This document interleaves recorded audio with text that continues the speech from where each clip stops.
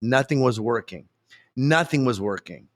And the first neuropsychiatrist who got a hold of me in San Diego said to me, she evaluated me the next day. She came in and said to me, she did a couple of quick tests and said, your brain is dead. Don't count on walking or talking for a while. I was starting to talk, and she goes, and work's going to be put aside, but you have a lot of work ahead of you, and we don't know when you're going to walk again. I looked at her with everything I had. I said, get out of my room and you're fired. She says, you can't fire me. And I said, yes, I can. And I fired her. And the next therapist who came in, I said, don't tell me I can't, tell me I can. That's how my mantra started of I can, I shall, I will. Hello, everybody, and welcome to Opportunity Made, the podcast that promotes the idea that we can make new opportunities for ourselves and others on a regular basis if we take chances, are intentional in our actions, and invest deeply in our own lives. I am your host, Catherine Lewis, an accessibility advocate, software engineer, and executive director of the Leon Foundation of Excellence. I'm going to give an audio description of myself. I am a European American woman with short blonde hair. Today I am wearing a lavender top and there is a white wall behind me. I have a super special guest with me, Sean Entin, the stroke hacker. Sean Entin was on top of his game when he had a stroke at age 39. He survived and now helps other stroke survivors recover so they can become strong and independent again. Sean, I am so excited to spend time with you. Welcome to the show. Thank you so much. This is an honor. Am I supposed to introduce myself and what I'm wearing too as well? Sure, go for it. I'm wearing a white t-shirt that's buttoned up with a V-neck, and behind me is my mantra of I can, I shall, I will. Awesome. I love that mantra so much. Where did that come from? And is it a newer mantra or have you had it for a while? 10 years old. It started when I first got injured with my stroke. So I can back you up into the conversation. Should I start from the beginning? Let's start with your business background, just because that came a bit before the stroke and really was a substantial piece of your life. So you went to business school, you leave college, and all of a sudden you're set free upon the world and some incredible things happen. Tell us a little bit about that. Yeah, it's interesting. I didn't know anything at the time. I thought I knew everything in my 20s. I didn't. And I just kept going and making things happen is what I really did. And it's all about the people I surrounded myself with. And graduating from USC and then going off into the business world, I learned how to write business plans. I learned how to create everything I needed. And at 21, I opened up my first business. It was actually called Spiral West. It was for teenagers. I took the teens off the streets and put them into a dance club.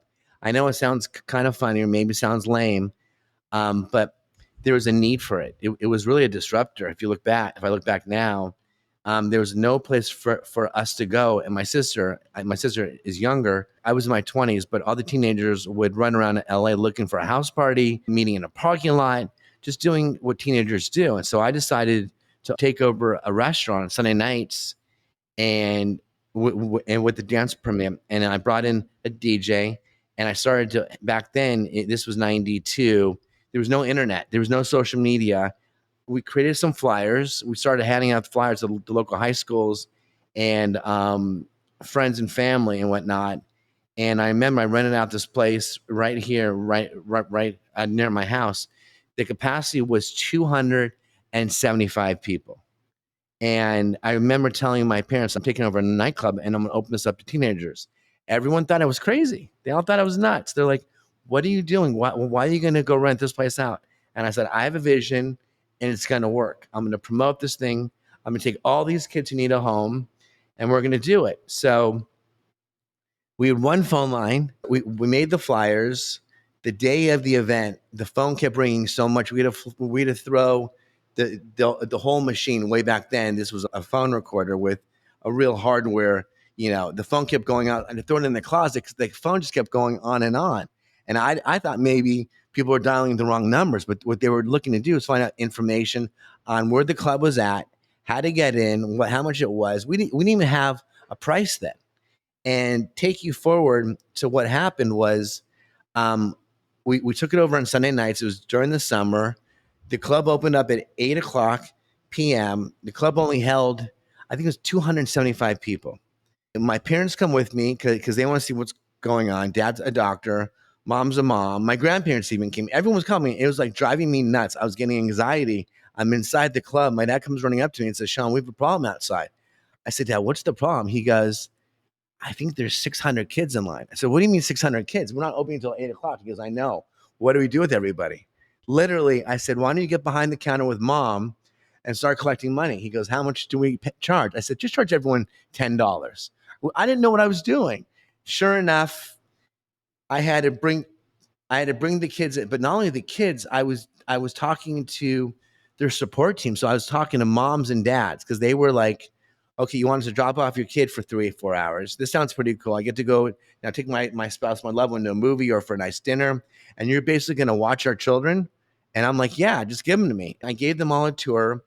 And opening night, I think we turned over like 500 people through in and out. And I had a zero tolerance, no alcohol, no drugs, no nothing. Um, and that was the first night. The first night rolled over so big that the next Sunday night, phone line went off again starting the next day. I had to throw that recording. I had to redo the tape, put in a new tape because people kept calling and wanting to leave messages. And then I stopped flyering. And the following Sunday night, I did double the numbers. And it kept growing and growing and growing. And I realized, hey, I'm really good at promoting this. And I'm bringing home some serious cash because it was just cash. We weren't taking the credit cards.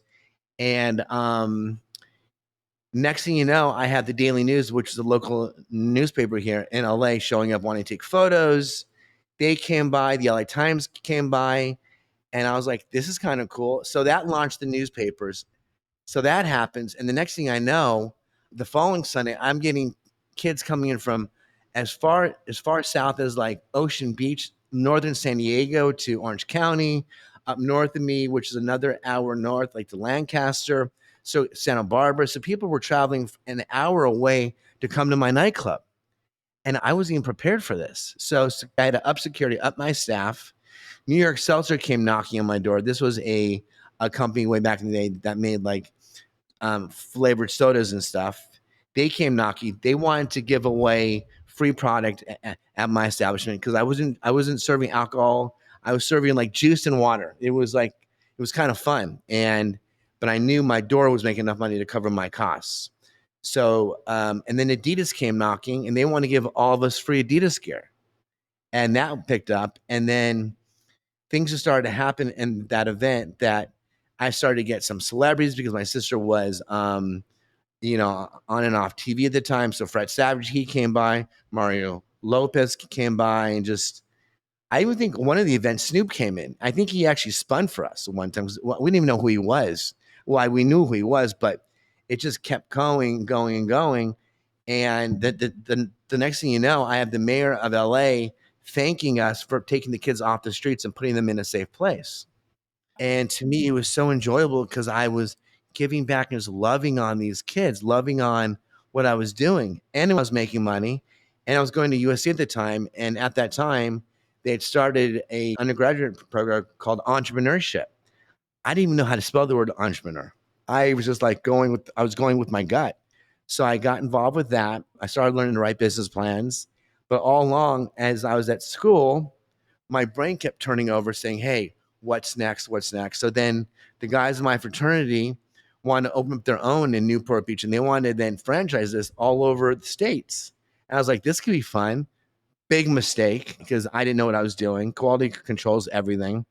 And my club in LA kept rolling. We made it to Thanksgiving of that next year. Thanksgiving falls on a Thursday, Black Friday is on a Friday. So we would throw a party on a Thursday night. Well, one Thursday night, we didn't have to hand out flyers. I had 2,000 kids show up to a place that held 275 kids. What are we going to do? The next thing I know, I have the chief of police circling my club, fire engines coming around. And thank God I hired off duty officers because I was able to send them out into traffic and say, hey, tell your buddies what we're doing is good. And so that was all happening. And then I really learned and started understanding what business was all about. And I was able to apply my business to what I was writing my business plan, my thesis for USC. That's how it all kind of started. Well, to circle back to the story, I told my daughter, who's now 15, about this 2 years ago. I said, we should think about opening up another teen dance club and let's call it Spiral West. And she goes, Dad, that is so stupid. That is so dumb. That's so lame. Well, 2 weeks ago, she came to me and said, Dad, she's now in performing arts school, one of the best in the country. She comes to me and says, Dad, you know that Spiral West thing you want to do? I'm ready for it. I'm like, really? So now we may bring it back because it's such a good way. We've all been stuck and secluded and really invisible with the pandemic. And now that we're coming about, it's like, why not reopen this up? So if I do it, I'll do it under their name. Oh my goodness. That I didn't even know this about you, and I'm like, there's so many ideas that are coming up in my mind. I mean, this is incredible. It's like a early kids night out. Are you familiar with kids night out? No, I don't. But please share Okay. with me. So kids night out, I went to this when I was a teenager, but basically it's the same concept. You have an alcohol drug-free club, you've got dancing, arcade games, and they send kids here and then the parents go and do whatever they're going to do. So basically the exact same concept, but maybe in early 2000s rather than 1990s. That is just so incredible. And the fact that your daughter came back to you and was like, "All right, Dad, I'm ready. Yeah. Let's do this." So when that happens, you're gonna have to come back on and tell us, like, Of tell us. course. I mean, listen, I'm going to wait for her. I've learned to surrender and just sit back and wait for things to happen now instead of going against it. And when it's the right opportunity, we'll move on it. And then from there, I just started meeting people and gathering contacts, and just I've always been a people person, and I've always loved just engaging in the conversation, making people smile, and having fun. I just learned a line from a good friend of ours that's friends with Sam Morris and I. He says, "If it's not fun, then move on." I love that thought. It's just if you're not having fun, then move on and find something that's going to make you have fun, or that's going to create that inside of you. So from there, I went, and friends of mine who are my age, who are 20 and over, kept saying to me, "Hey, Sean, when are you going to open up clubs for us, 21 and over?" And I was like, do I really want to get mixed up with the alcohol scene and this scene? So I started to promote nightclubs on the Sunset Strip in LA. That was a whole different experience. Um, it was great because I got to meet a whole bunch of new people, crazy people. But just different environment altogether. You throw alcohol and that sort of thing into the 20s and over. But what was great about it, I learned what a nightclub was, what a restaurant was, and I started helping close friends of mine open up nightclubs and restaurants from there. And I went back to USC, my entrepreneurship, and said, you know what? Now I'm going to write a business plan to open up a nightclub and a restaurant. So I did that, thinking at 22 I was going to open up a nightclub and restaurant. Didn't do that. That was genius to me for not pursuing that because I would not have liked it. And then all my friends at USC were going to the film school. So here I am becoming an entrepreneur. I'm thinking they're learning cinematography, they're learning screenwriting, they're learning direction. But I went to them and said, okay, you guys are going to make all these movies, but how are you going to finance it and how are you going to distribute it? And they're like, we don't know. Sean, you'll figure it out. So what did I do? I figured it out. I went back to my class and said, now I'm writing a business plan on how to make a movie and how to sell it. So I learned how to do that. In the course of doing that, I met a friend of mine who's now one of my best friends. Name is Chris. He's 10 years older than me. And we met through a connection. And he sits me down one day at a deli. This guy was a location manager at the time, brilliant guy. We're at a deli. He takes out a crayon, starts writing out on this piece of paper in front of us at this deli, says, I want to build sound stages and I want to build a film studio. And I'm like, I don't get it. I don't want to do this. I got a film that's going to go in Louisiana in 6 weeks. I've already cast it. I'm already crewed up. One of my friends, I think, was directing or was involved with it. And I knew that I was set to go make movies. And I was like, I don't want to build a film studio. So he sits me down, shows me it. He ends up buying a building in downtown LA and says, I want to take this 5 city blocks and I'm going to call it LA Center Studios. And we're going to be the first independent film studio. Warner Brothers, you have Sony, you have Fox, you have Disney. I'm walking around this thing, and downtown at the time near USC was a ghost town. Nothing was there. There was no Staples Center. There was no life, no nightlife, zero. And I was like, I don't get it. What do you want to do? And he goes, I need help running the business plan and I need help promoting this thing. You got to go out there and help me find money. I'm like, I've raised money from movies, but now we got to raise tens of millions of dollars to go get phase one, phase two, phase three. Sure, the story is I worked with Chris. We spoke to 132 institutions. 131 said no. One said yes. Came in. We swallowed up the land and built these 6 sound stages. And we've shot everything from Mad Men to X Files to the show 24. Arnold Schwarzenegger, he announced his running for governor was launched there. And now LA Center Studios sits in downtown LA as one of the premier independent studios. But I was involved there because I brought some money to the table in like the 19th hour before the deal closed. They had to raise so much money to get from phase one all the way to phase three. So we brought in money just in time to get that deal done. And when that thing happened, I was like, he said to me, okay, now you have a home. Let's go make movies. Let's go produce content. So I was like, okay, new business plan, new model. So Chris and I love this man. His children, they call me Uncle Shawnee. My dad delivered all of his kids. My dad's an GYN and took me on this journey, on this ride, and just explained to me about metaphorically like what quantum neurology was, quantum physics was. This is way before. This is back in the day when Wayne Dyer was around. There wasn't even a Joe Dispenza. Tony Robbins was just coming up, but Chris knew, he felt in his heart of hearts of what was going to happen next. So let's fast forward from that. So the studio's built, the studio's up and going, it's still going now. Home to a bunch of shows, thousands of shows have filmed there. He calls me in 2007 and says, hey, listen, we need to get into renewable energies. And I'm like, what are renewable energies? Just solar, wind, and power. The planet is failing us. We got to go. And I'm like, I said, we're building houses, we're flipping houses. You have your stages downtown. What do you mean? He goes, well, I found this guy up in Los Gatos, which is in mid-California, who's making this machine that's producing ethanol. We can put in people's homes and we can fuel their cars with ethanol. And I'm like, he goes, I'll pick you up tomorrow morning at 5:30 a.m. We're driving up to Los Gatos. I'm like, why are we doing this? I get in the car with him. We go up there, and this guy built this machine, this inventor built this machine where you take waste of spilled milk, spilled tequila, spilled whatever you want, put it in this machine, kind of like Back to the Future. It makes ethanol, and you can put ethanol in people's cars. So I go up there, I grab someone who we're working with who just started a company in San Diego called Greenhouse, where they were going to people's homes, retrofitting them, making them more LEED certified, more energy efficient. Took them with us, and they said, if we get the rights to this machine, we can outfit all of San Diego. So we get the rights to this machine. Now we have Southern California locked in. So I was like, okay, we can take this microfueler, start in San Diego, and then move up the coast and take this nationwide. So I bring my wife at the time and my daughter, I think was 3 years old. We go down to San Diego. I go, I really like it out here. It's nice. There's the water, there's community, there's military. And we kept going back and forth because it started in their backyard or on their front porch about talking about some idea, and it started to develop, and they already had a little bit of a company. And I said to them, have you guys thought about writing a business plan? They're like, what's a business plan? I'm like, oh boy, really? And these guys are all ex-military, ex-finance guys, but they didn't know what they were doing. And I love them now. I still talk to them. So we went in there. I said, first thing we got to do is raise money and create a business plan. So they let me do that. And they said to me, we want you to move down to San Diego. So I was like, okay, but I need a position here. So they gave me what I wanted, made me a deal I couldn't refuse. And here I'm launching a new company called Greenhouse Builders, which then became Greenhouse Energy, which was really, like I said, is residential first. We moved to commercial or mixed use.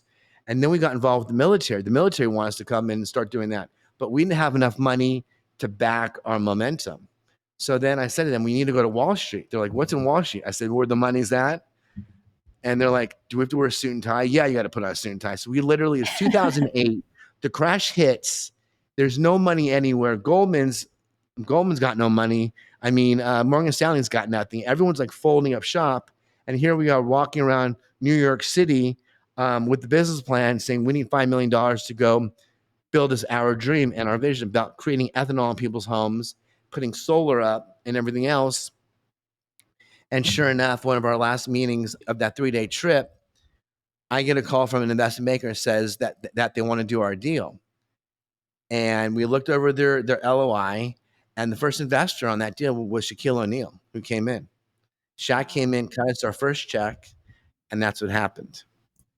Oh my goodness. I'm just blown away how like you just make Uh, things happen one after yeah, the next. And it it doesn't is. matter if it's like an industry you're familiar with or not. My first film set was my own. I didn't go to film school. I didn't know what film was out until we built this. The studio was built, and I just picked it up. I didn't know the key words, the key phrases. I knew I could learn as I went, and that's kind of Oh. like what it is with just life. It's just adapting and having fun with it, and surrounding yourself with a really really good team. So I get down to San Diego. We do move. We go on this ride of a lifetime. A couple of year span. I have Shaquille O'Neal as one of my investors. I'm in San Diego. I get my family all set up. We find out from a source of ours that in Mexico, the spilt tequila is being tossed into the landfills. Mexico's dirtiest little secret. And I'm like, I want that tequila for my microfueler. I can use that tequila to fuel my microfueler. So we get on a plane to Mexico in Guadalajara, and we start walking around this tequila farm, and only to realize that this tequila farm can only produce so much spilled tequila. So I had the idea. I said, listen, guys, you have all this agave here, which makes great tequila. You guys are winning all these awards right now. Why aren't you guys in production? I see all the barrels, and they're like, we have no money. So I'm like, how much do we need? So they told me a price. I'm literally drinking tequila with them, and the way they made it was it was triple distilled. It was almost organic. You don't get hungover. It's a very soothing alcohol. And they said to me, we need to raise money. I said, do you guys have a business plan? No. So I stay up all night drinking tequila, writing up a business plan. Call back to the States the next day and say, hey guys, do you guys want to get in the tequila business? And they go, should we call Shaq? I said, yeah, call Shaq. Shaq says, can we call it, can we change the name to Shaquila? And I'm like, as dumb as that sounds, it's going to work. And so we launched Shaquila. As that's all happening, greenhouse still taking shape. While I was in San Diego, my daughter was dancing at the time and made friends with another girlfriend of hers in this dance class, only to realize her father was a Navy SEAL.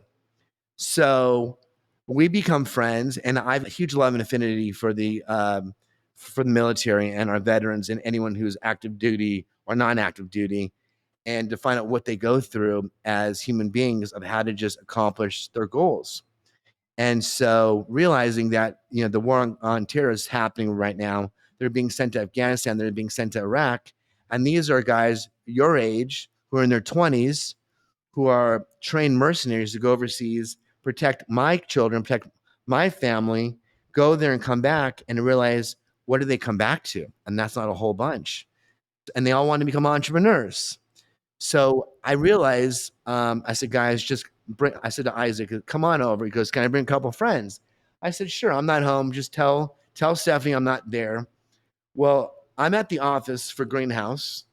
I get a call from Stephanie, my ex-wife. She goes, Sean, there's 10 guys on our front porch. They all look like Abercrombie and Fitch models. I said, honey, those are our Navy SEALs. Give them whatever they want. She goes, I don't think I have enough food in the house. I just take out whatever they need. I said, give them the tequila. They were drinking tequila. I come back to my house, and they're sitting on the front porch, and they're like, and they're sweet guys, smart people. Um, my ex at the time was breastfeeding my youngest kid. She comes out all dolled up. I said, you got ready quick. She goes, you see those guys out here? They're kind of good looking. I'm realizing these guys are in so much pain and agony. You don't see it, but it's from the neck above, to realize they're going through such tragic loss and PTSD that they don't know how to reinsert themselves back into society. So it's breaking my heart, but I didn't understand what a brain injury was. I didn't understand what mental and emotional instability is. And I said to them, I'll tell you what, I'll make you guys a deal. I'll teach you guys how to become entrepreneurs. I'll teach you guys how to write business plans, cash flow statements, performance sheets, P&Ls, and everything else. And I can show you guys how to create this, but you guys take me to training. Big mistake. They said, we'll be here tomorrow at 4 o'clock. I heard 4 o'clock, 4 p.m. They show up next day at 0400, 4 a.m. in the morning, knocking on my door. There's like 10 of them. I've one kid sleeping in our bed, one kid in a crib. Stephanie's sleeping. Next thing I know, I go downstairs and I think there are these guys at my door and they're all like built, they have 60-pound weights on their back and they're like, we're going for a run. You said you wanted to train. I'm like, how do I say no to this? So I was like, okay, let's go. I'm barely able to rub my eyes out and I'm trying to hold it together. I'm 30, I'm 38, 39. These guys are in their 20s and they're built to go forever. And I'm an athlete. I'm doing some jujitsu. I'm training. I'm doing my yoga. Nothing compared to like being a SEAL. And so I started hanging out with them and really training with them and loving them. Also, what I realized is that my company was growing. I need to hire people. And I started hiring these guys and these veterans come work for me. And they were amazing because they didn't look at their watch. They just kept going and kept executing and kept getting the job done. That's a community that will take whoever you are today and just 10x that just by being around them and letting them influence you. Yes, loving them. And so they said to me that they overheard me talking one day to one of my friends who was still in the fight circuit named Dan Henderson, who's a legend in the UFC in the MMA world. He held so many belts, so many titles, both in Japan and the US. And Dan was on his last leg of his career. It was like the big, like Rocky Drago fight. He was the American, he was fighting the Russian in Chicago. So these guys wanted to go with me. So I said, come on, I'll pay for it. Let's go. So I took them with me on this tour with Dan. But along the way, they also wanted to learn mixed martial arts. They wanted to learn close quarters fighting. So as we're doing this, I wasn't the teacher. I had my own teacher teaching them, and Dan was nice enough to start teaching them because as a Navy SEAL, the government doesn't want you getting within 3 feet of your opponent because every Navy SEAL, the average cost from boots to combat is $10 million to get them ready for combat. $10 million per Navy SEAL. However, when they come back, they have zero. There's no stipend. There's no 401k. The health system's terrible with the VA, and these guys are lost. And all they want to do is they want to learn combative training. Some of them were still in, some were going back and forth. So we started to train, and one day I was training, and in jujitsu, two things can happen. You either get submitted by like a submission, meaning you tap out from an arm or a leg or a heel, or you get choked out. I got choked out one day, which is common. And I went home that night and back of my throat kept irritating me. I thought it was just a swollen gland. It was just a bruise. I'm in that point of my life, I'm immortal. I'm thinking to myself going, it'll go away. It's nothing.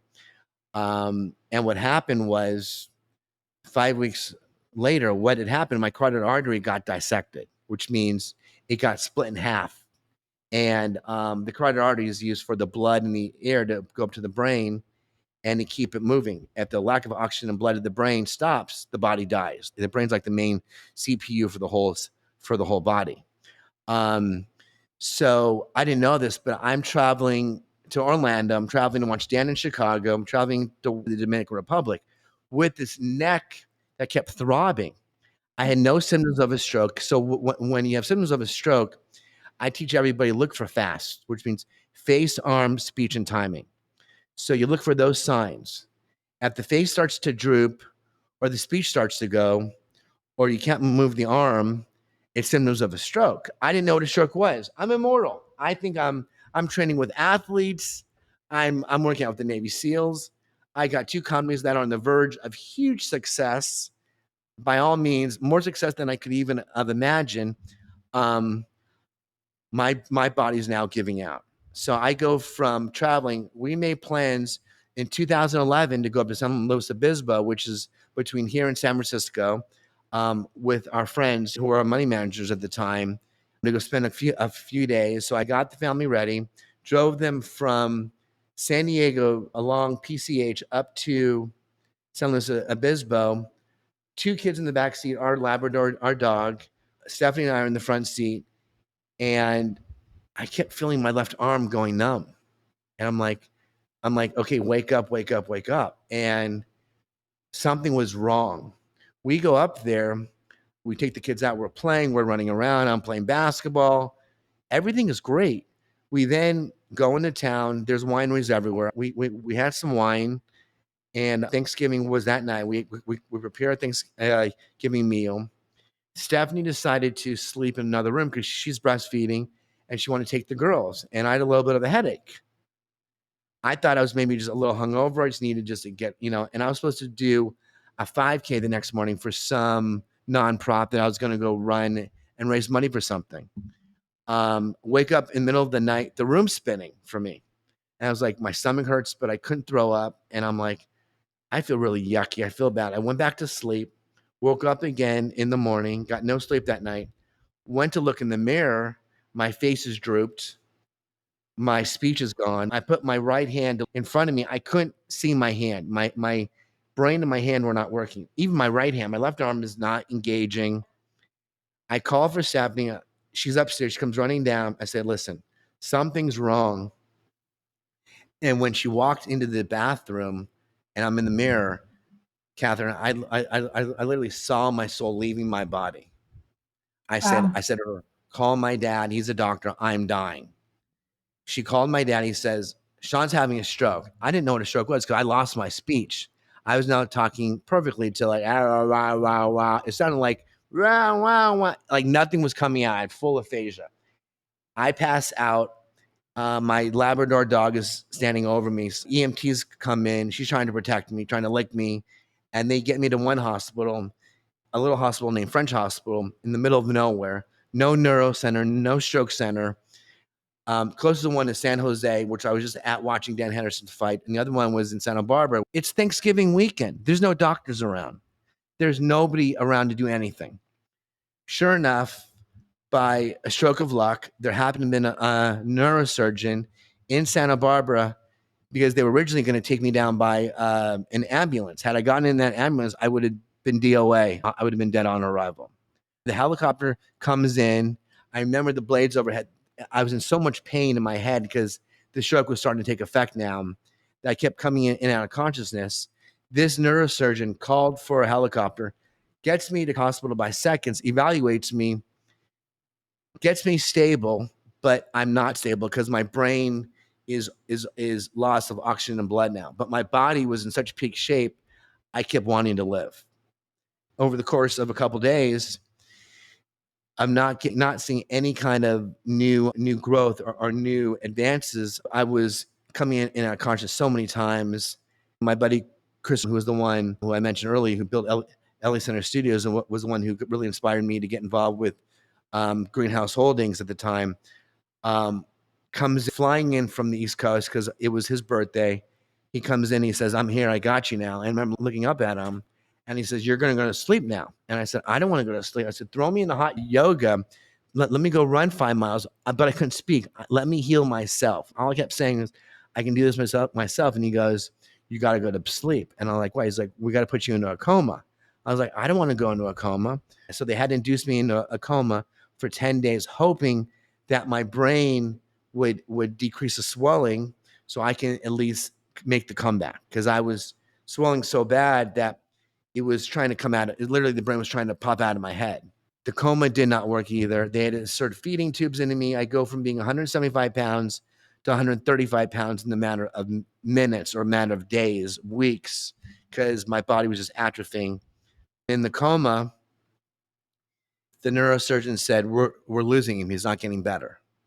And he had to do what's called a craniectomy, which means he had to take a piece of the skull off my head and then put it back on days later. So I woke up from the coma, not being able to speak, not being able to really understand where I was. All I know is that I was in massive pain. I was thirsty because I hadn't had any food in probably over 3 weeks. They were feeding me all that Ensure stuff all through my PICC lines, my feeding tubes, and everything else. But it wasn't enough to keep my body stable. And Stephanie was a dietitian, and she was one who actually initiated the feeding tube to be put into my stomach to plant more food there because my body needed it. And then woke up from the coma, and it was hell. It was complete torture. I didn't know who I was. All I remember is I wanted to see my kids. I didn't know their names. I didn't know anything. And my brain was at 39 in peak performance, managing member of 2 companies that were on the verge of huge success, I now have the brain of a 3-year-old child. And I couldn't talk and couldn't walk. And all I was told that was I had to breathe because after 10 days of being in a coma, they wanted to put a trach in on me. And they said if I didn't breathe, that they were going to put a trach on me. They didn't have to put the trach because I started to breathe. And I had to find the power within, really. And the neurosurgeon came and said, okay, you're alive. Let's get to work. I'm like, where am I and who am I? And he kept talking to me and saying, send in occupational therapists, speech therapists, physical therapists. And by pure luck, I pulled through that. That was a hard few weeks in the ICU, coming and going, not sure if I was going to make it. My dad, who was the former chief of OBGYN, the local hospital here in Tarzano, and on the medical board and on the board at USC Medicine as the clinical professor for medicine, didn't think I was going to make it. Said this, my son could be a vegetable for the rest of his life. They didn't know what was going to happen to me. And when I came out of it, I said, I was given a second chance, then I'm going to make the comeback. Wow. The fact that you were able to recognize the value of that opportunity and not waste it while you were in that state is just incredible. I would imagine that someone in that state would go to a place of possibly depression or suicide or just not even know what's going on. And Oh, instead, I you was, yeah. snapped in, right? Yeah. You're so right. You're spot on with that. That's a great observation. So then they moved me to Santa Barbara to San Diego, where I was living at the time, because I didn't know where I was. I didn't know what state I was in. I didn't know what planet I was in. All I know is that on the day I turned 40, they put me in an ambulance on a Friday afternoon that took 4.5 hours to get from one hospital to the next in a body that was completely paralyzed. Nothing was working. Nothing was working. And the first neuropsychiatrist who got a hold of me in San Diego said to me, she evaluated me the next day. She came in and said to me, she did a couple of quick tests and said, your brain is dead.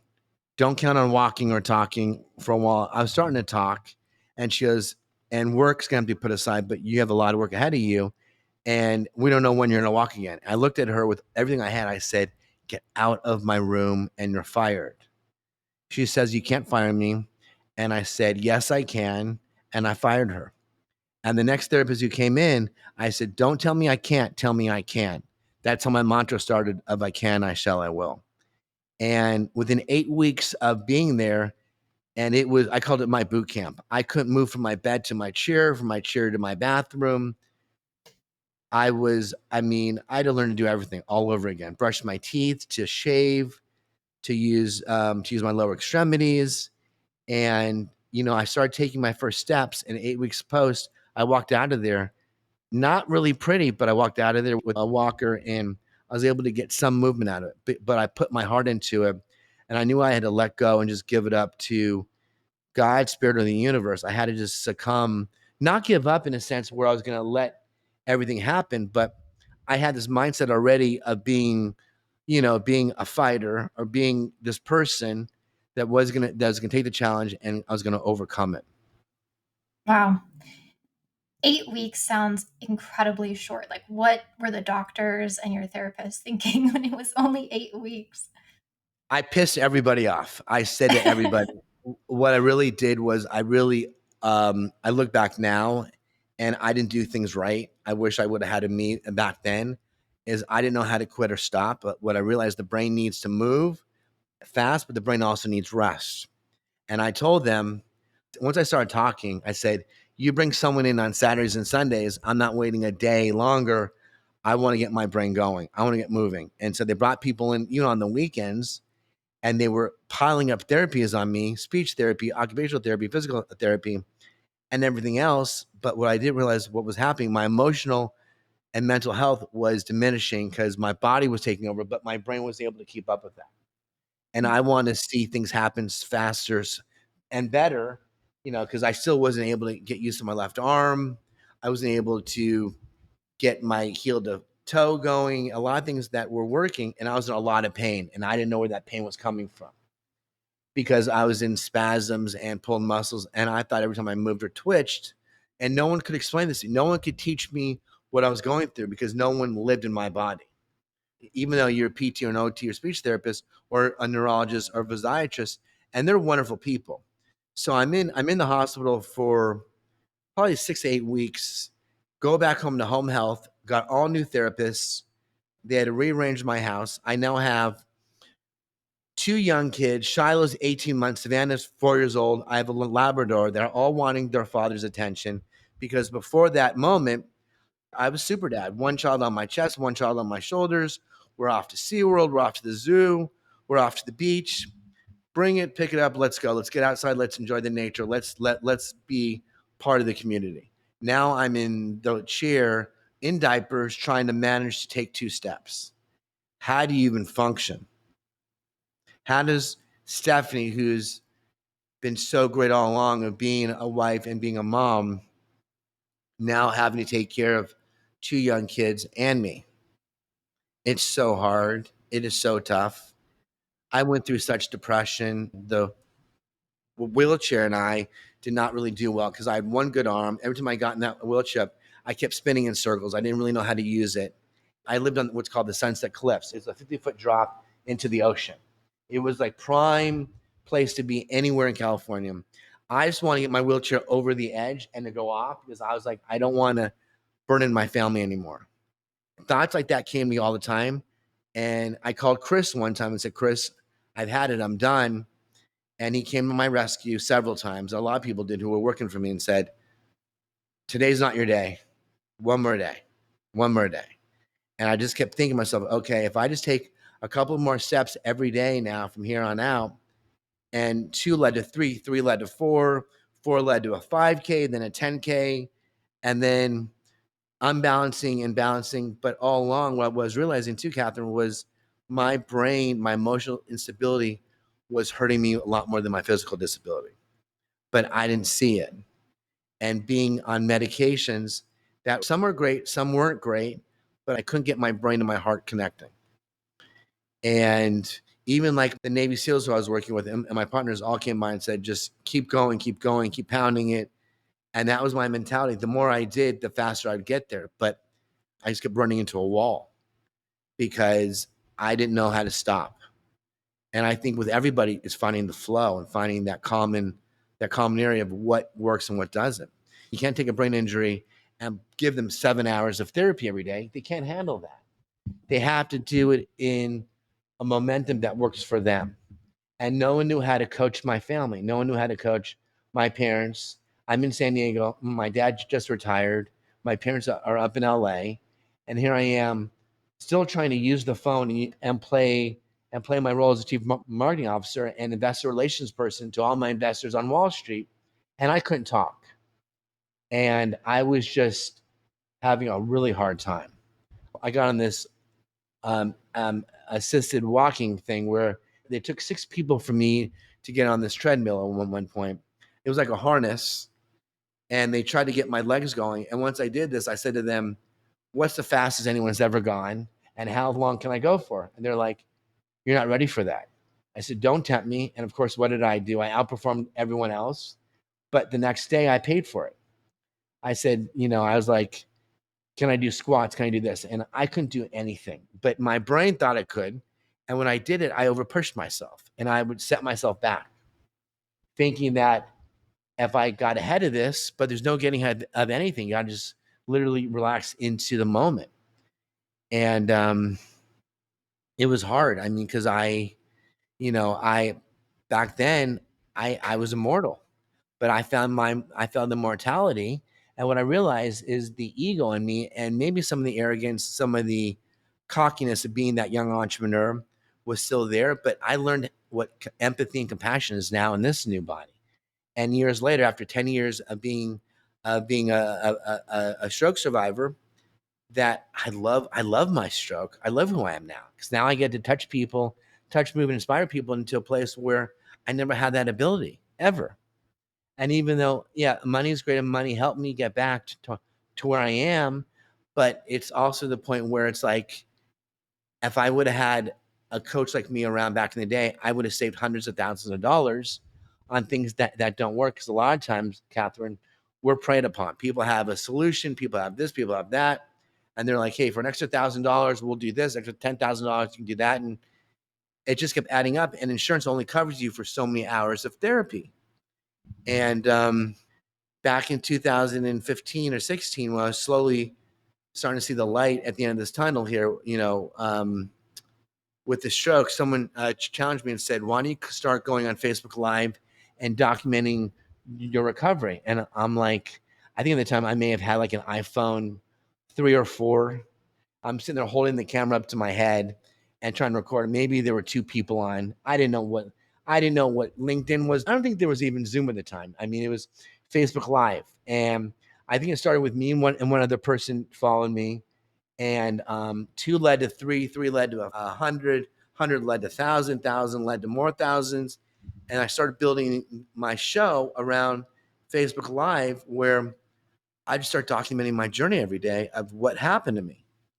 And lo and behold, someone found me in Washington. This guy's name is Tony Baudet, who also suffered a stroke, who was in a bad place. The stroke recovery groups were always about playing victim. And I was like, we're not playing victim with me. We're going to show you what's possible.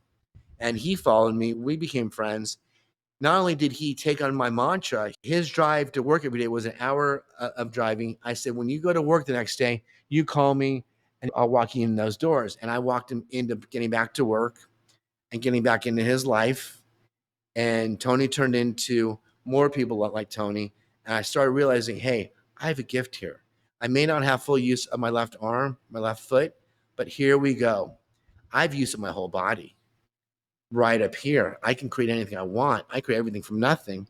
And the act of giving back and just being of service to people was really my power. And I just started doing it. Started my own podcast called Adventures in Health, where I would interview people, the road to recovery. My first interview was Sam Morris, who you know, who is paralyzed from the belly button down. And I started talking to these amazing people, and they became my heroes. But along the way, these people all had different traits and tricks up their sleeve, meaning, hey, they went to this chiropractor, they went to this person. And sure enough, I knew better. I was like, okay, I want to meet that doctor. I have my MD team. There's a whole Western studies of MDs and doctors, but what's the Eastern philosophies have to show us? And that's why I started to bridge both back and forth. And so Adventures in Health was really about showing people what's possible between Eastern philosophies and Western philosophies. And that's where I really started learning about my voice and what I can do and what I can speak to. And then I became a geek, a neuro geek, learning about the brain and learning about the body. One of the things that you've mentioned to me offline is how your skull was put in your abdomen. And I think this is like the most interesting, bizarre medical fact of your story. Tell me, why did that happen? How did that happen? Did it get replaced?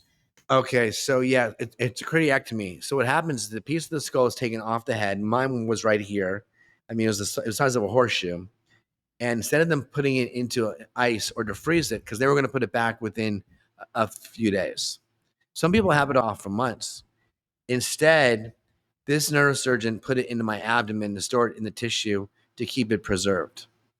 I wake up scratching my belly, and Chris is saying to me, don't scratch your belly because your skull's in your belly. I'm like, my brains are in my stomach? I don't understand. What do you mean they put my brains in my stomach? He goes, not your brains, your skull. And I went to go touch my head, and I had this helmet on me because my skull was exposed.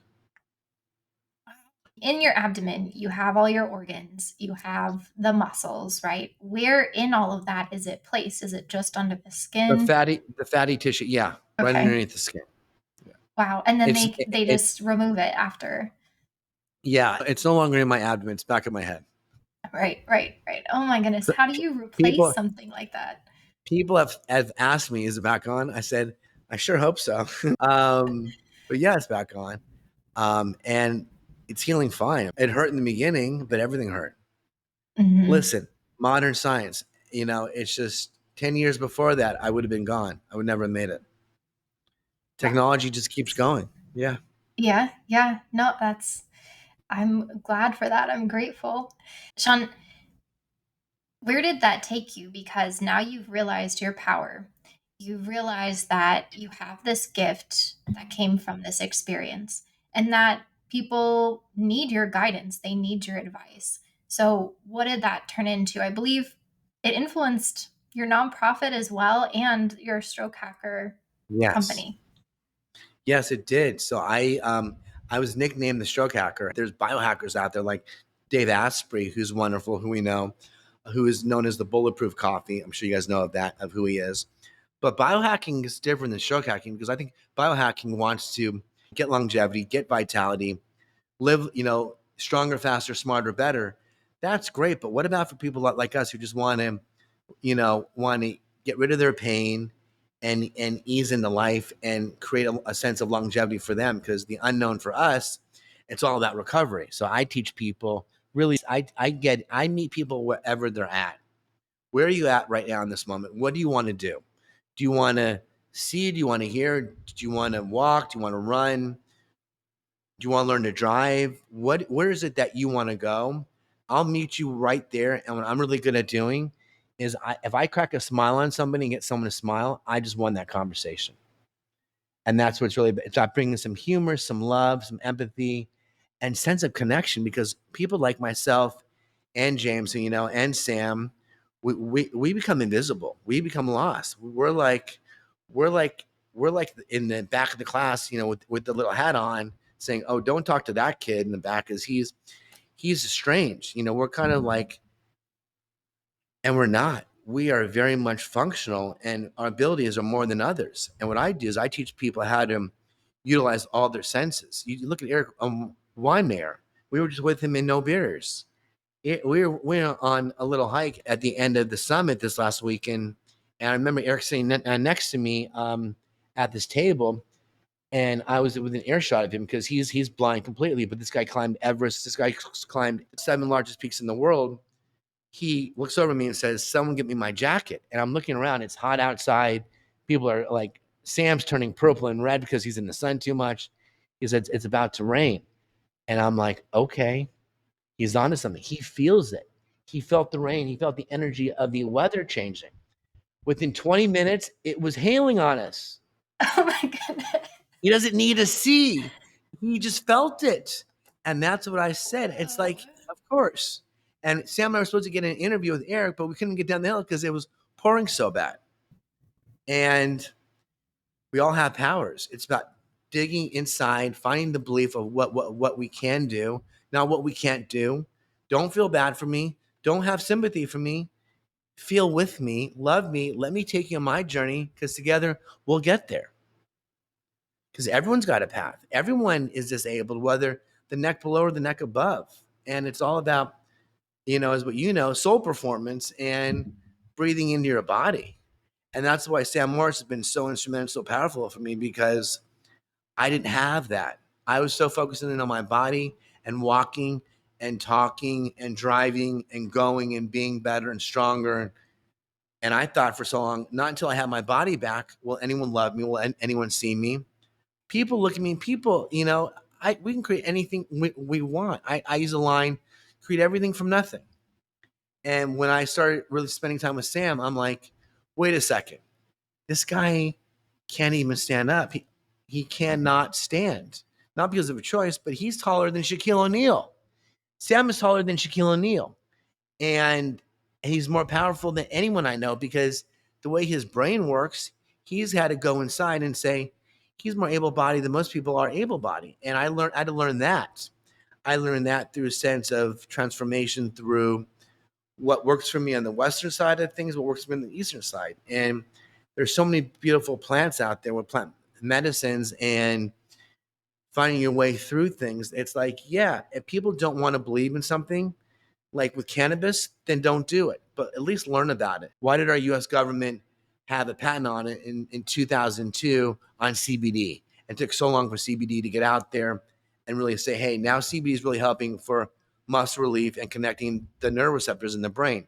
Why does it cross the blood-brain barrier? Because our government knows that CBD does something. There's things that we can choose to get involved with, but I'll tell everybody, if you do not believe in something you're about to do not do it. If you believe in what your doctor is going to tell you, it's going to help you heal, then go with what your doctor says. But if you don't want to believe that, There's plenty of chiropractors out there and shamans and healers that can show you a different way.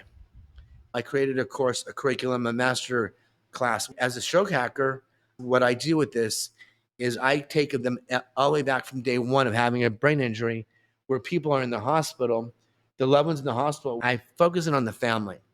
What does that spouse do? What does that mother do? What do the kids do? Because so many people don't know what to do and they're not educated. I visit hospitals before COVID. I'd go into ICUs and talk to people who were in comas and then go talk to people in the waiting rooms and give them and say to them half the time, get out of here, go home. When your loved one wakes up from the coma and they're stable, your job's going to be good. They don't know this. They all want to be around the hospital. They all want to make 1,000 phone calls, notify everybody. It causes more anxiety, more stress.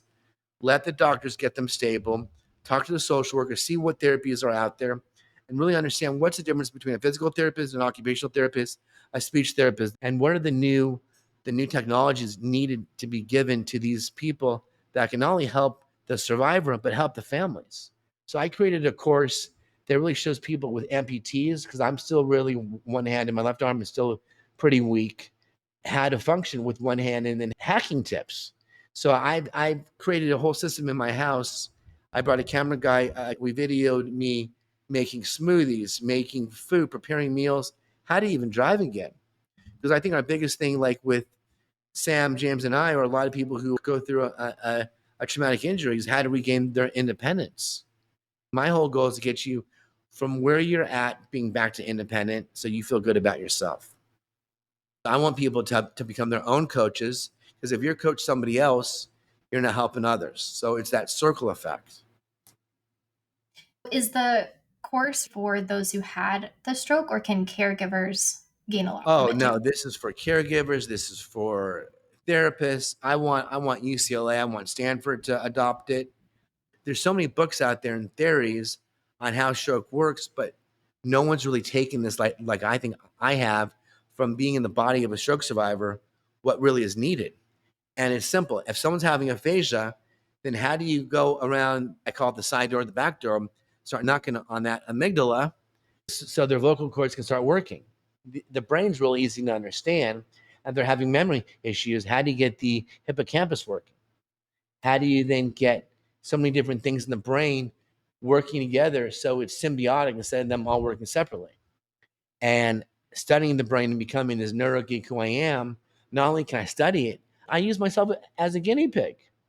One of my best friends is the founder of Therabody, Dr. Jason. He created the Theragun. He's always using the Theragun on me, testing it on my nervous system before he brings it to market because he knows what works and what doesn't. I use the Livo 2, which is created by Mark Squibb. I think oxygen can help the body heal, or you do hyperbaric chambers.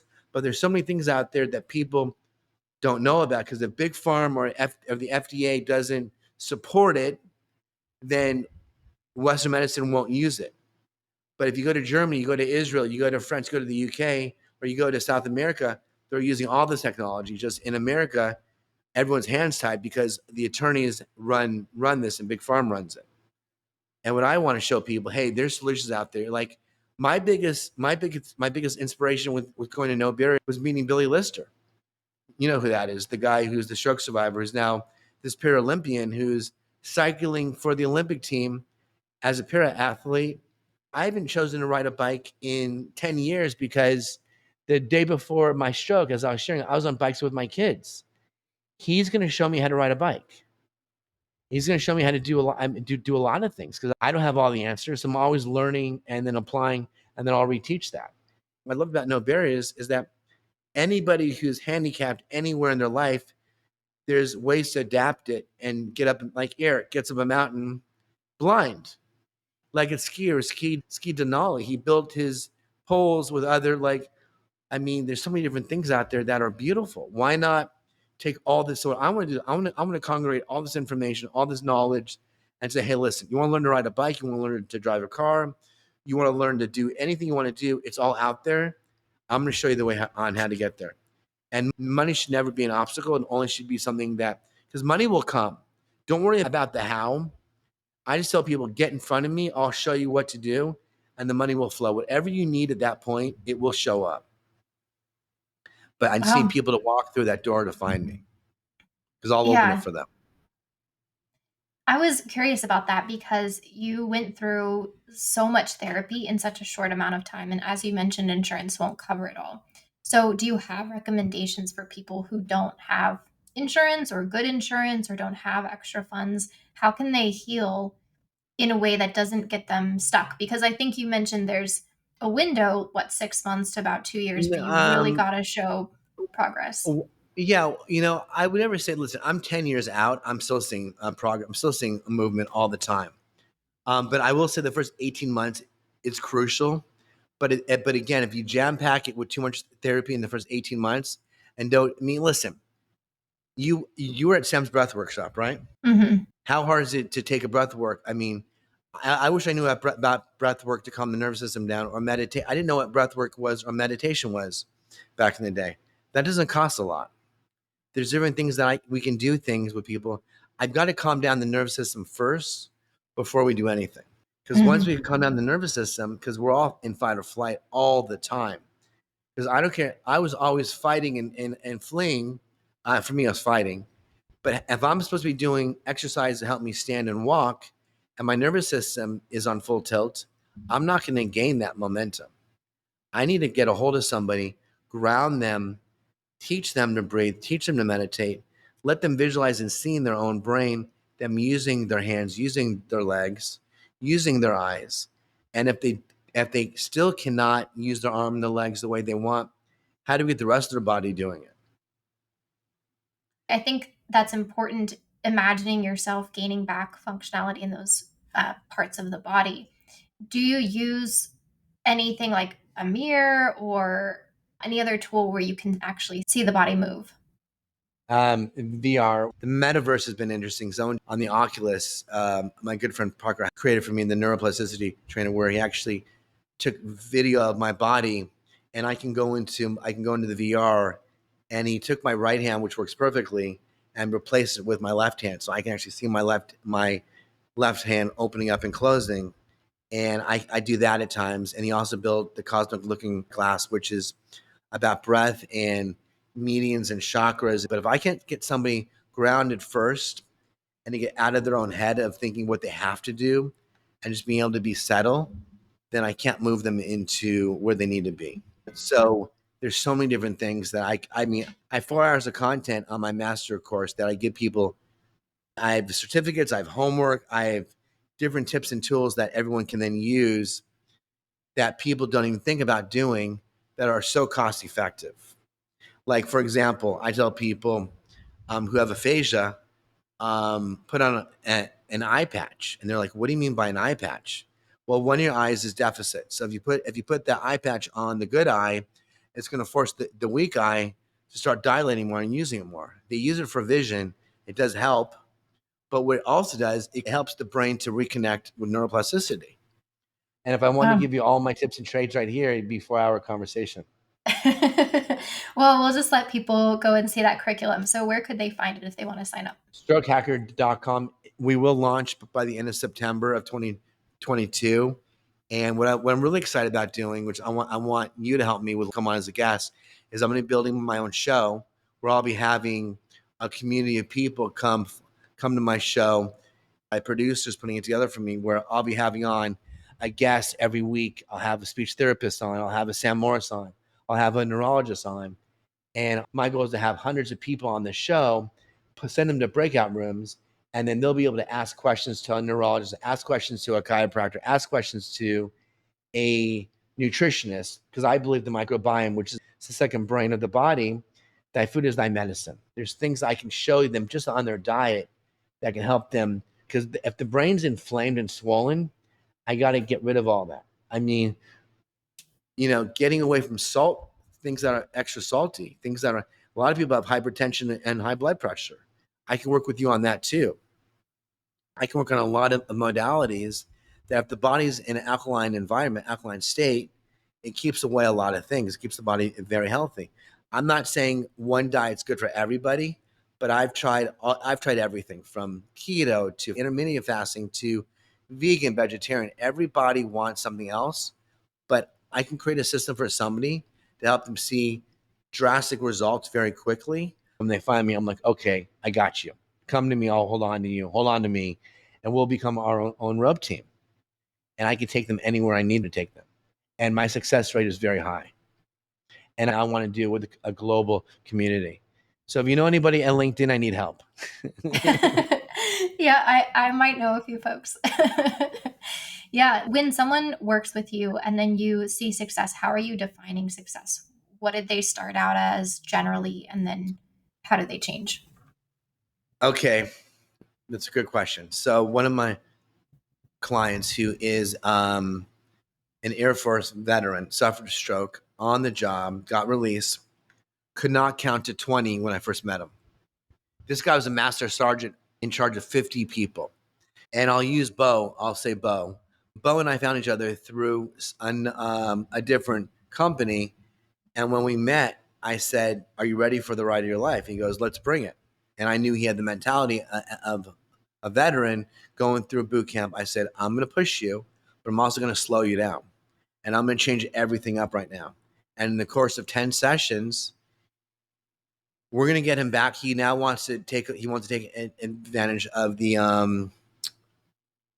GI Bill. He's going to go back and get his master's in psychology, and he'll probably become my first stroke hacker coach. And I want him to go out there and Wow, coach other survivors. Yeah. So, that's super cool. but he, he's got young kids, um, going through a breakup. But here's a young guy in his mid-30s who was lost and couldn't put words together, couldn't get his thoughts couldn't get his thoughts to his words. And when I first started texting him, I realized that something was blocking, and he couldn't read that. He couldn't understand the text. So he'd always call me and go, okay, man, okay, roger that." And I was like, I had to break it all down over sessions. Now he's able to have a full conversation, and he got stuck on certain things, certain numbers, certain words. I was able to help him to get through a lot of that, because I think with speech, a majority of people who have aphasia end up committing suicide. It just happens. It's probably one of the most horrific disabilities, worse than being paralyzed in the body with legs or anything else, because you can't speak, you can't get the brain and the mouth to work. How do you even communicate? You're totally, I mean, it's tough. And speech therapists are wonderful. They're great. But what I usually do is I came with Bo, spoke to a speech therapist and said, "Hey, wait a second. I get what you're doing.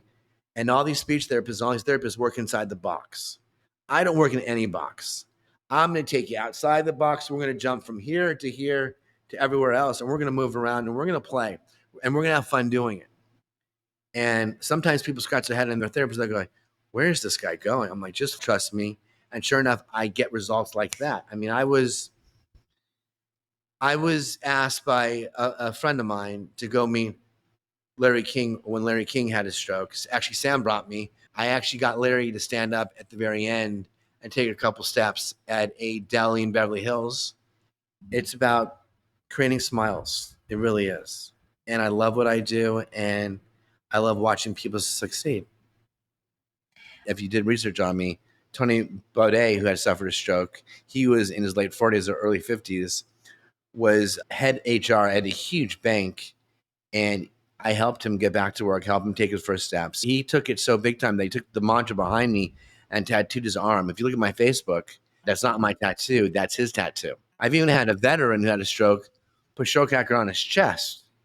And I didn't even know this guy. They found me just through me doing little Facebook Lives way back in the day. So it's just, you never know who you're going to touch and you're going to be of service to. And that's what I think James can actually do. The more he's in conversation, the more he discovers his own power and discovers his own potential of what he can do from his point of view, just from that share alone, he can be a cause for transformation for thousands of people. Well, and that's what this whole podcast is all about, right? Because everyone thinks, okay, I've got to make it to a certain point, and then I'll have the money, then I'll have the connections, then I'll have the influence or whatever to do whatever my heart is calling me to do. And it's like, no, it actually just starts right now. I call it the if when I have enough money, then I'll fall in love. Then I'll have, everything I need. But that's the difference between what Sam and I do is I help people achieve that.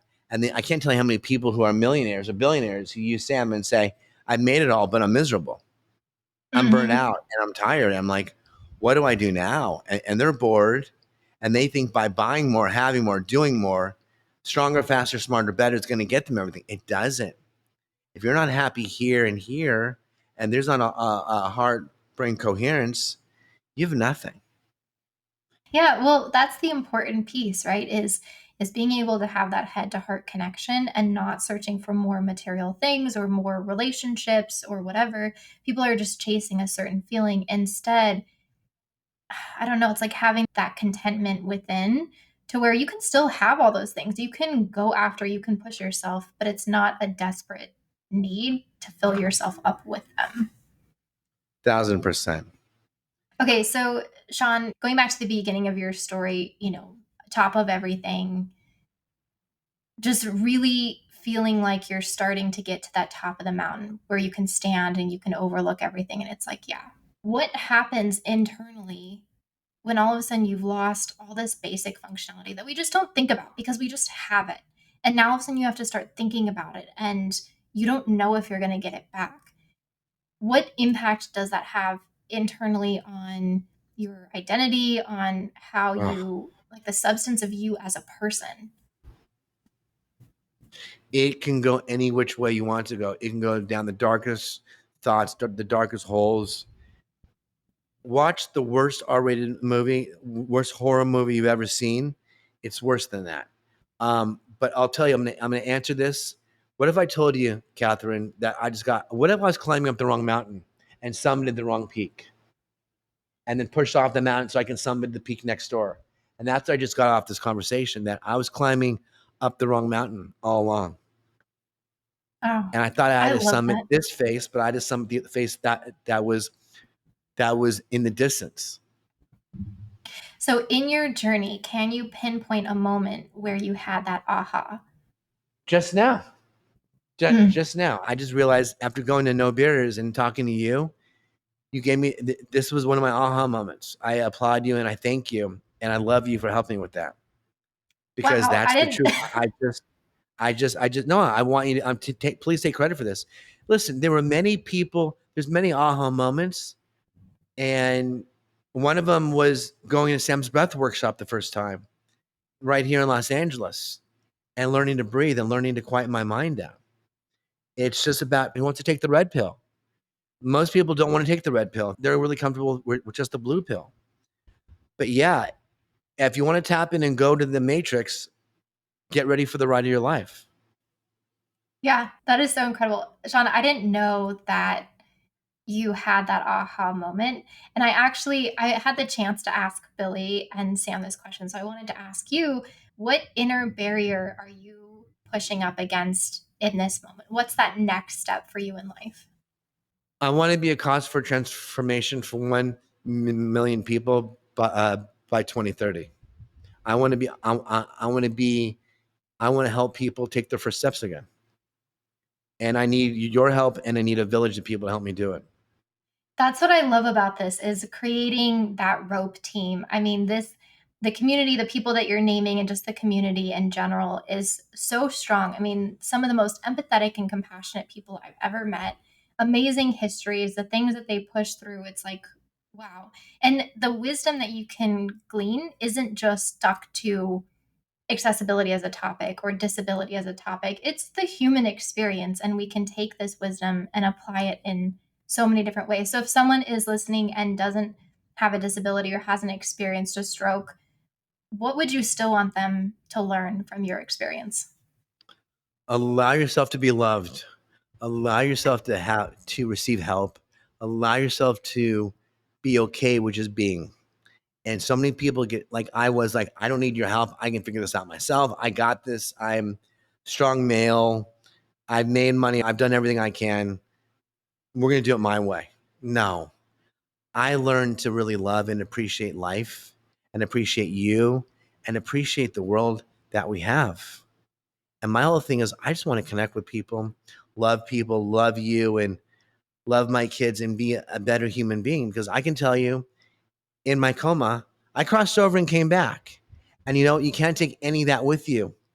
All I want to do now is I want to leave my memories and what I'm doing now for not just my children, but for my children's children.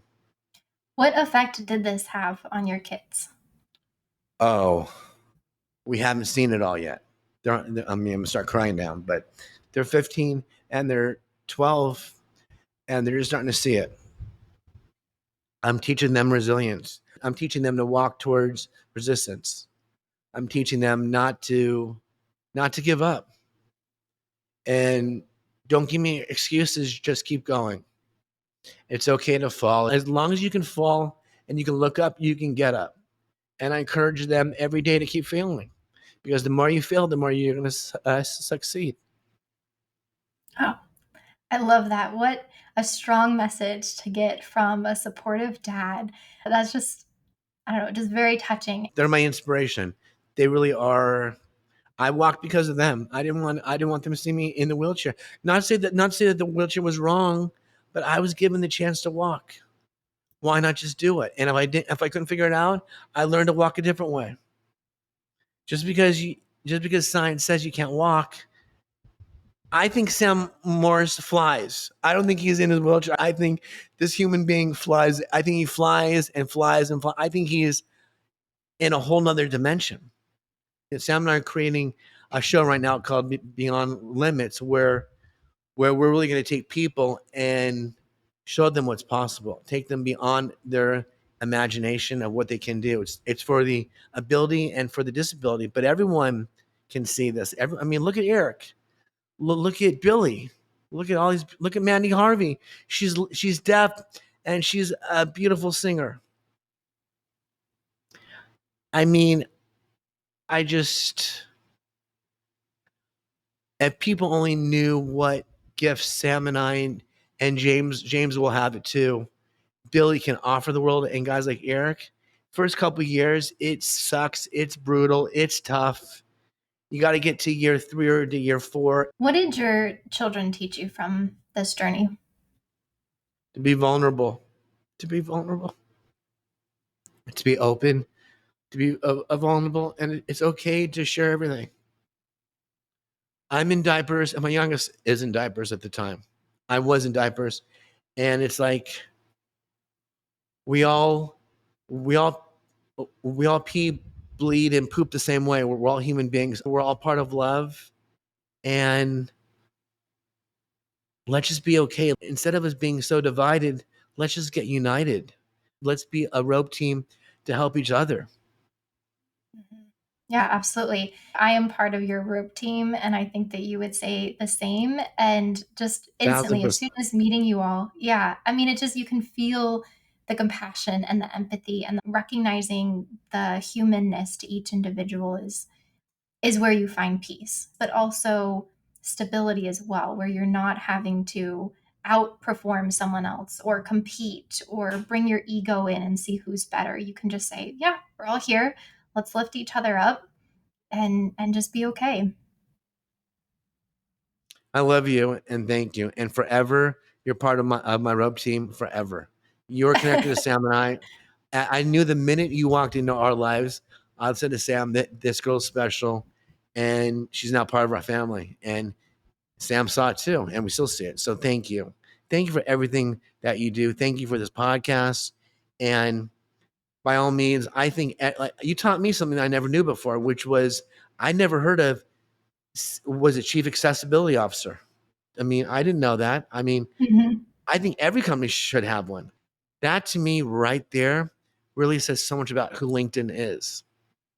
Because I think we all, I think everyone needs it. I think every family needs one. I think everyone needs every school, every organization needs a CAO, because in some way, shape, or form, aren't we all going through our own therapy, our own life's journey, our own hero's journey?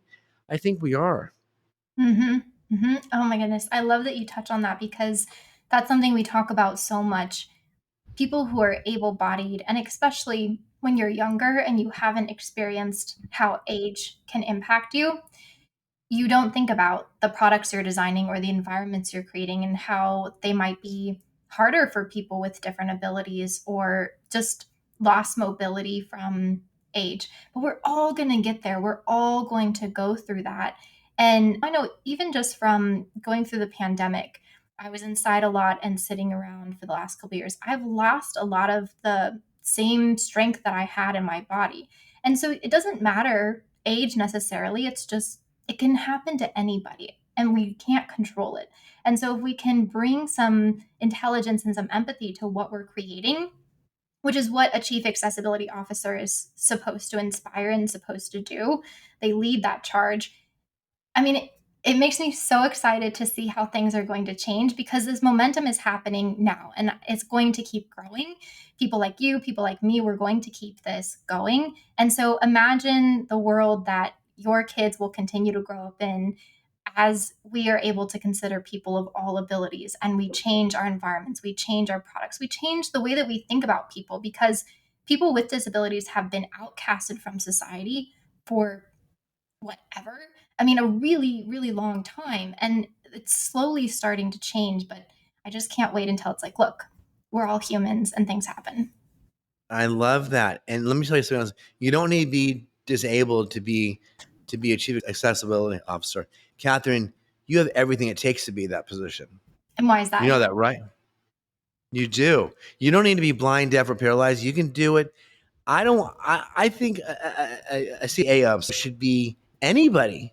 It's like I was a CMO for all my companies, former CEO, C level, everything. I had no experience. I just learned on the job. I just had the love and the interest and the passion for marketing, love and the passion for raising money, the love and the passion for talking to investors. You could totally run that position for LinkedIn. I mean, you got my vote. Thank you. Well, I think I need a couple other other votes, but we'll get there. Sean, I want to comb back through this conversation because there's so much more that I want to ask you about. I'm a business major myself, and so hearing your story, I'm like, wow, the amount of what I'm going to call courage to go out and start these things on the fly, not knowing anything, and learning as you go is really impressive to me because I'm the complete opposite. I need all my ducks in the row. I need everything tied up with a nice little bow, and then I will launch. Well, at that point, you're kind of seeking perfection and you can never guarantee it's going to be perfect. That's the antithesis of starting a company. So, what would you recommend to someone who is looking to start something? You have to have a backbone.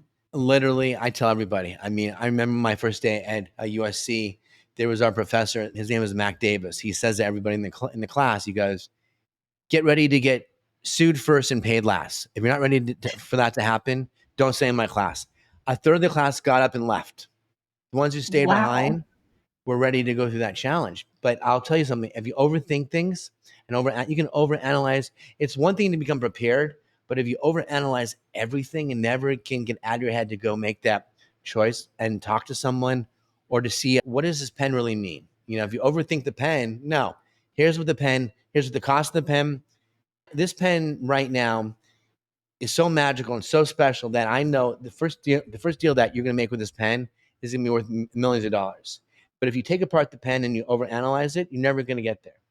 It's the same thing I say to people now. Go watch Top Gun Maverick. There's a line in that movie that I love. He says, if you think up there, you're going to die.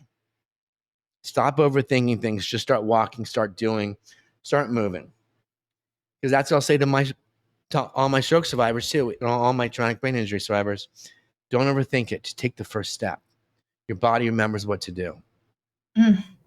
And I encourage you to fail backwards, fail forward, fail sideways. Keep failing. You'll keep succeeding. Hmm. Mm. It's not for everybody. It's not. Yeah, yeah. But I think everybody has something within them that if they wanted to go there, they could. It's just a matter of choice. Or do you think that there really are certain people who are cut out for it and certain people who aren't? You got to find your why. You got to find your inspiration. Entrepreneurs want their freedom. They want to set their own path. They want to build their own ways. Look at Steve Jobs. You look at Elon Musk. You look at Richard Branson for a Virgin, Michael Dell. These guys are all crazy in a very good positive way. Who's going to Hmm. think about, let's go make an electric car. Let's call it Tesla. Do we even know what Tesla was? How many times did Edison fail before he got the light bulb or electricity? I mean, how many times did, the railroads, everything. If you go back and look at how history was made, you got to take chances. The thing is, though, with having a traumatic injury, you're no longer an elective to back out. And being an entrepreneur, you got to get in the mindset that there's no other choice. You eat what you kill. And working for Mhm. somebody is great, but some people want stability. Some people want security and stability, which is fine, but entrepreneurs don't. We want our freedom. We want to create. We want to build teams. Why does Eric climb up Everest? Why is that guy ski Denali with one leg? Why does Billy Lister want to compete in the Olympics? Why does Sam Morris want to lead a million people in breathwork or create whatever he's going to do? It's just you got to find what's inside your soul and let that be your passion. I've never thought of the perspective that when you have a disability, say with your stroke, you can't back out. With entrepreneurship, you can get started and then you can say, yeah, never mind, or I need to think about this a little bit more, or let's make sure that this Yeah, is good to go. You're using the same kind of skills in entrepreneurship as you were to recover from your disability, but with less options. You had to just make that decision and go. zero options because someone can get a gym membership. Do they use it? 90% of the time, they don't. Most people who are traumatic survivors, if they don't go through recovery, they will not get better.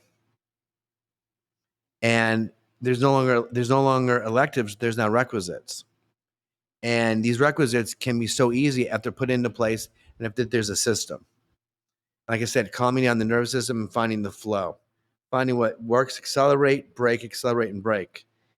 My whole thing was I wanted to run too quick, too fast, and ran myself right into a wall several times.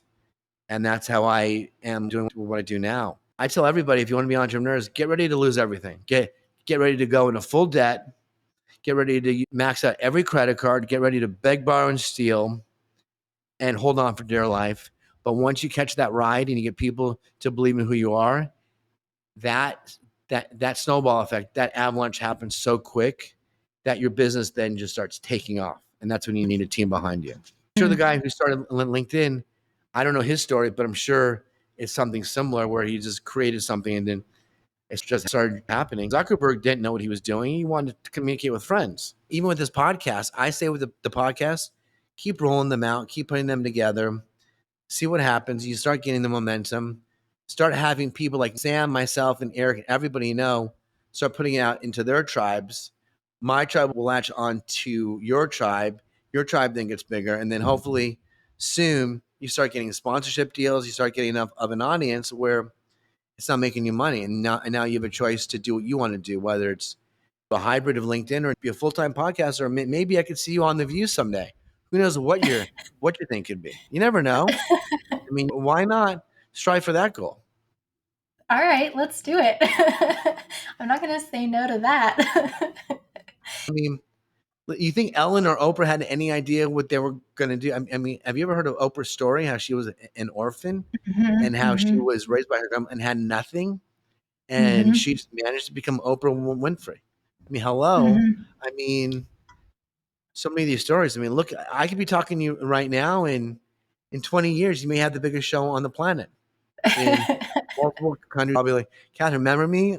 Hello. I'm here. I want back on your show. And that's how it could happen. It starts right now Well, with what you're doing. and that's what I love so much, John, because when we're young, at least for me, it was this idea of something just happens and all of a sudden you're Oprah, you're Elon, you're Justin Bieber, pick your flavor. We never get to see the journey. And I so want people to see the journey because that's when you can realize, like, oh, I just need to wake up today and do something, take a step forward, and then take another step tomorrow, take another step the next day. And that's how you grow into your potential. It's when we stop, kind of, maybe not. I'm going to get scared. Is it the right direction? Let me change. I don't know my why. I don't know my story. That's what holds people back and they get stuck. And I'm all about, as we did this last weekend, like break through, have no barriers, and just Yes. full charge, go big. Yes. So I got two things for you. Be ready to take a risk. And behind every breakdown, there's a breakthrough. Mm, If people just remember that from this podcast, it's everything. Get ready to take every risk you can because risks have rewards to it. If you don't get off the couch, you don't walk through that door and walk outside, you never know what's out there. mm-hmm. Yep. Eric Weinman, I have no desire to climb Everest. I really don't. I have no passion. I have no. He loves it. Let him do what he wants to do. You got to look at the risk reward option and figure out what it is. But I keep telling, push through, but also know when to accelerate and when to back off. Because if people go Mm-hmm. too hard and too fast, that's when they break, and that's when something's going to happen. Mm-hmm. Sam Mm-hmm. broke. Sam run a team of 9 teenagers across America, thinking that he just accomplished his biggest adventure of a lifetime. Until he gets in the backseat of a car of a drunk driver, and they hit a tree, and he's got a full spinal cord, you know, disconnect. Mm, Things happen. He's the warrior. I'm the warrior. You're a warrior. There's so much to learn off him. There's so much to learn off everybody. But people have to mm-hmm. be okay with being a student because that's the big thing. If we're all students, we all can gain something. Well, and I think that's how you move from discord to unity is when you look at everybody as your teacher. Even if you don't like Yes. them, there's something to learn from them, even if it's learning how to deal with people you don't like. I love that. As part of your journey to recover, you mentioned it took a toll on your family, your friends, your parents, and to have you go from being a dad and being a businessman to now in diapers, the brain of a 3-year-old or younger. What was that process for the caregivers? They were everything to me. My caregivers, my nurses, my therapists. Doctors were great, but the doctors aren't there for the recovery. They're there to get you stable. They're there to save your life. The journey begins with the caregivers. Those people, I have so much love and empathy for them because what they go through, what they had to do for me, just basic active daily living needs, taking showers, brushing my teeth, using the bathroom, urinating, pooping. I couldn't sit on a toilet myself. I'd fall over. I know midline. I know stability. I know trunk stability. And they taught me a lot of things because it's just me and them engaging. I mean, understand having a stroke, the left side of my body was cut off. My vision was gone. My smell was gone. My mouth was drooping. They had to become another part of my body. I learned a lot off them and I appreciate all of them. Everyone is in the hospital. I tell everybody if you end up being in the hospital, be as kind as you sweet as you can to everybody. As hard as it gets, just love everyone and thank everybody because they're really there to be of service to you. That's beautiful. Yeah, I think we saw a rise in awareness around thanking healthcare givers and providers over the last couple of years, but hopefully that gratitude continues because they tend to be very compassionate people who are also there to help you go through that experience and ease the pain as much as possible. Anyone who is caregiving for someone in the home, especially if you have to leave your job, maybe the person who is sick has to leave their job. It can be a very stressful situation financially, mentally, emotionally. Do you have like one or two pieces of advice of how to ease some of that stress? I tell everyone, let's calm down the nervous system. I keep saying it's finding that flow because you can't make decisions for anything unless you're calm, unless you're in your breath. Yeah, the money's out there. There's different nonprofits, there's different grants, there's different funds, there's different support groups that can help you raise money and get you what you need. But none of that makes a difference. None of that matters unless you are in a calm state. I tell everyone if you get tired, shut your eyes for 20 minutes, take a nap. Let yourself let yourself just go wind down. Mm-hmm. Mm-hmm. Yeah, I love that. As you were talking about before, the body in our society tends to be in fight or flight. So right now, like I'd love for us to take a breath because it's so Yeah, right? Isn't that right. nice? Doesn't that feel good? Yeah.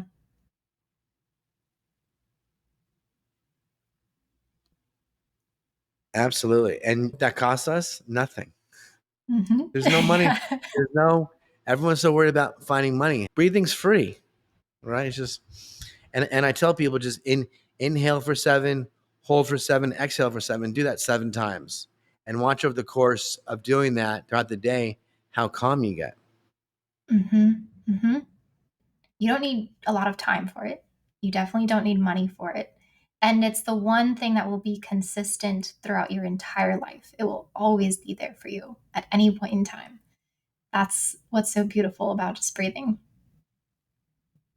I'm going to work for you someday. I haven't All worked for right. anybody in, I haven't worked for anyone in since I was 18, I think, or 19. I'll come work for you. I'll come work. How about if I work with you and we'll accomplish everything together?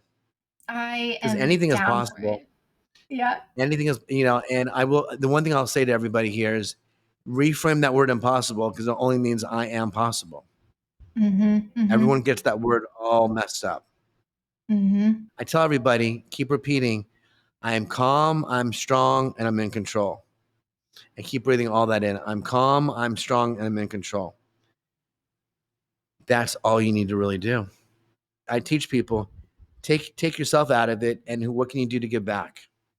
If you're Mhm. constantly giving back and being of service, everything will come to you tenfold.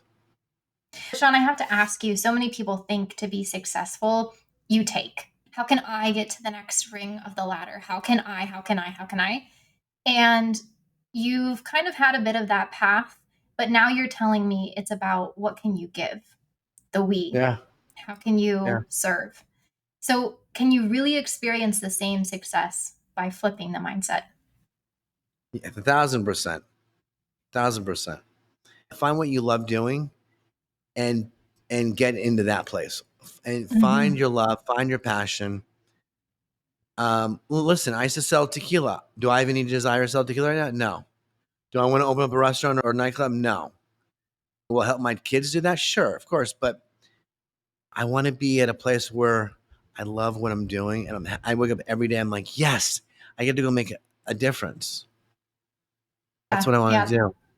And it sounds like through your curriculum, through the Beyond Limits show, you're plugging in different ways and able to do that. Everything. The nonprofit, which is the Move to Improve Foundation, m2i.org, everything. Everything, whatever you want to create is all right there in front of you. You just got to keep going. Make a plan and stick to the plan and go for it.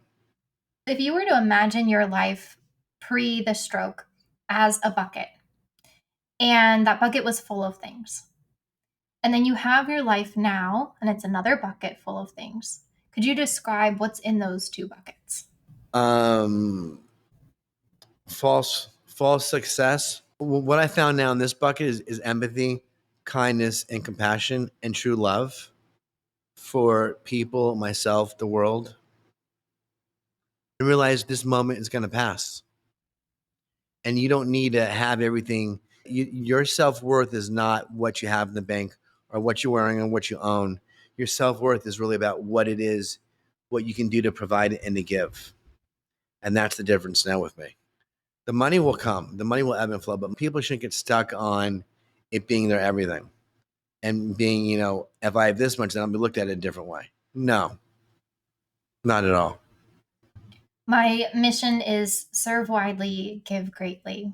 So what you're saying I love speaks that. to I me. love that. I love that. Say that again. Serve widely, give greatly. I love that. I might have to steal that. That's a good one. That's a really good one. You can steal that, spread that around. I love that.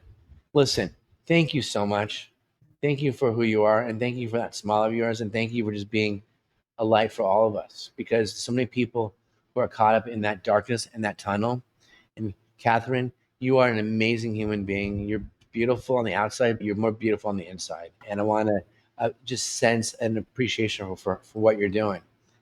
And keep going, girl. Keep believing. Keep pushing forward. And I'm part of your road team. So is Sam.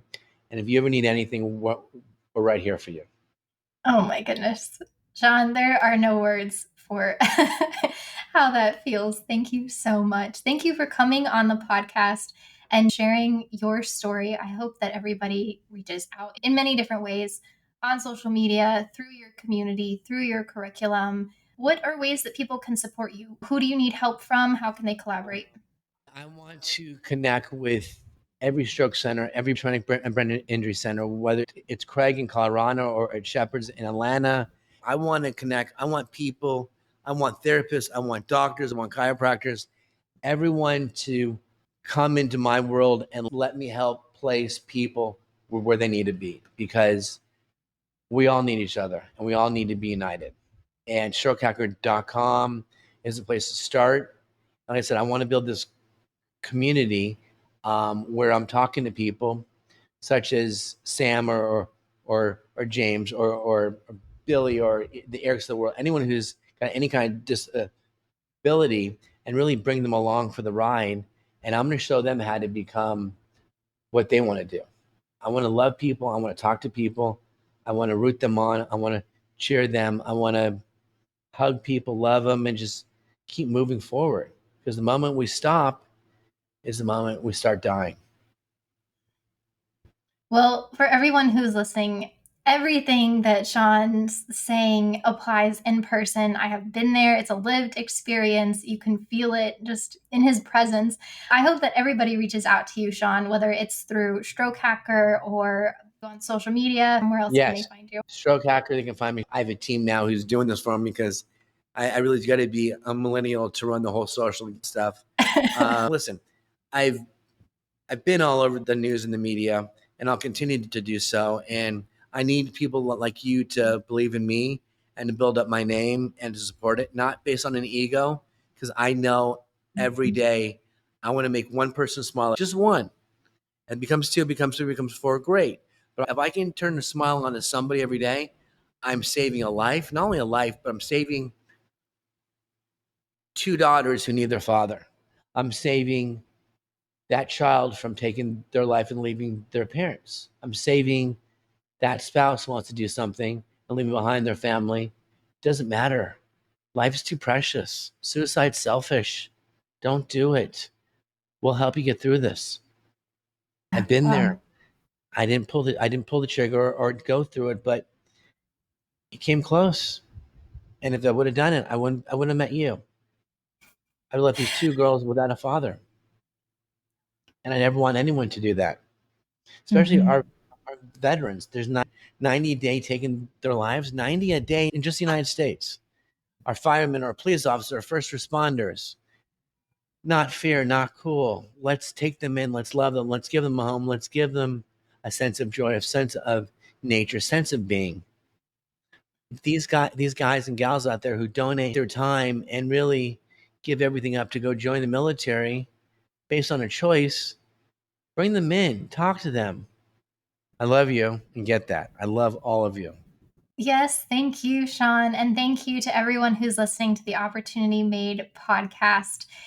It's such a pleasure to spend time with you, Sean, and with everybody else today. If anyone has a story they want to share or knows someone who was stuck in an area of life and pushed forward, created new opportunities for themselves, you can always message me on social media at Opportunity Made or check out opportunitymade.com. Serve widely, give greatly, and take care, y'all.